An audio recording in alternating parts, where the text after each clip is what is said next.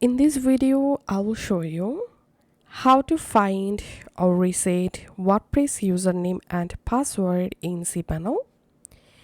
So if you're trying to log into your WordPress website admin dashboard, but you forgot your username or password, don't worry. I'll show you how you can easily reset or find your account password from Cpanel. First of all, go to your Cpanel, and once you are in your Cpanel, scroll down and under database section, just open phpMyAdmin.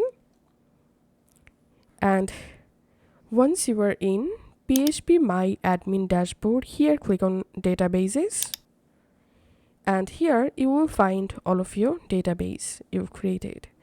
So all you have to need, just click on the database in which database you installed your WordPress website. So this is my WordPress website database. I'm going to opening it, and then here you will find this wp_users file. So just click on this users file, and here you'll find all of your user accounts you've created for your WordPress admin.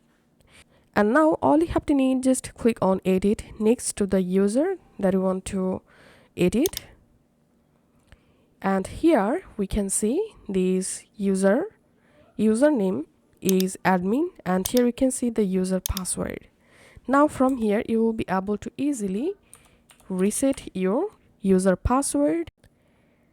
After creating a new password, here just click on this user password drop down, and here scroll down and just select MD5, and then scroll down and just click on go to save change, and then go to your WordPress admin login page and write here your username, write the password that you just created in your phpMyAdmin, and then click on login, and then you will directly jump into your WordPress website admin dashboard. So that's how you can do it. If this video helped you out, please leave a like and leave a comment down below. Thank you for watching.